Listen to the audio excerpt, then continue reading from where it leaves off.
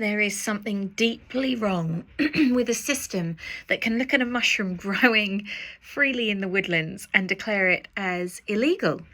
Not because it's dangerous, not because it has negative side effects, but because it doesn't fit neatly into the modern regulatory box that is the Novel Food Act.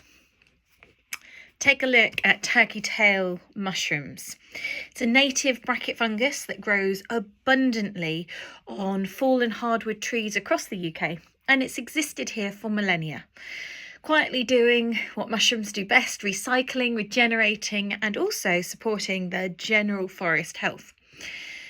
And yet today, turkey tails is classified under the Novel Food Act, meaning it is effectively banned for sale as a food or a supplement unless it goes through expensive authorization process that only the really large corporations can afford. So how did we get here? Well, we have to look back in time a little bit on this. And very interesting thing, the herbalist charter of 1542 came to light to me recently. And under Henry VIII, the herbalist charter was passed into law. And it supports, its purpose really is to support ordinary people using herbs, roots, water, and natural remedies to care for their health. So at the time, there was an elite medical guild who were trying to monopolise healing and criminalising folk practitioners, midwives, and herbalists. So this charter explicitly pushed back against this, stating that every person may lawfully use herbs and simples for the benefit of themselves and others. And this charter has never been repealed. So this is something very interesting to think about. Every person may lawfully use herbs and simples for the benefit of themselves and others. So when we look at this, it still stands in law. So that means that we can go out and we can use plants and mushrooms and traditional remedies without interference from commercial monopolies or professionals. Now, enter the Novel Food Act. 500 years later, under the Novel Food Act, a food or ingredients is considered novel if it was not consumed to a significant degree in the EU before 1997. Now, some would say on paper this sounds a sensible way to ensure safety, but actually it's got nothing to do with safety, because in the Novel Food Act they're passing laws to allow additives into our food chain and taking out remedies.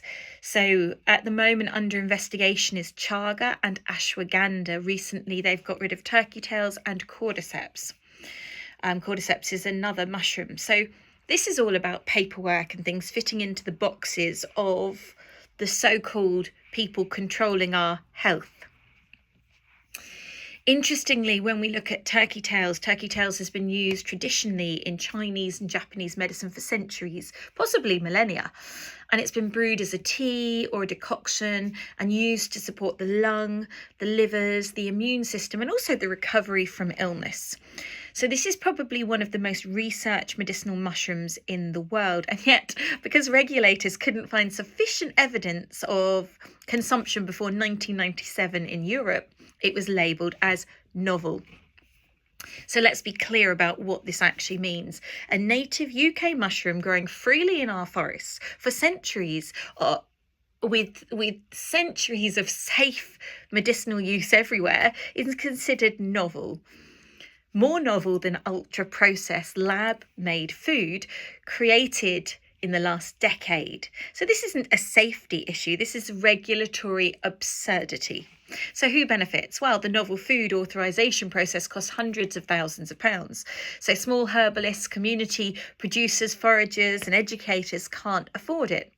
Who can? Large pharmaceutical and nutraceutical companies. So what we see once again is this quiet enclosure of the commons, nature and traditional knowledge being locked behind regulatory gates, accessible for only those with enough money and capital to buy permission. And this is exactly why the Herbalist Charter was written, to prevent this. So why does this matter? Because this isn't just about turkey tails, it's about where we stand with honour, our right to work with nature, our right to traditional and folk medicines, our right to self-care outside of the corporate system. And when a 500-year-old law protects the use of natural remedies and a modern regulation quietly erodes the right through technical definitions and prohibitive costs, we should be asking serious questions, not just as herbalists, not just as nutritionists, but as citizens of this planet. Because a system that calls a forest mushroom novel is not protecting us. A system that calls a mushroom that is being used in allopathic treatment in China and Japan for cancer is not novel. This is about control. And we need to stop the control of our ability to access healing remedies.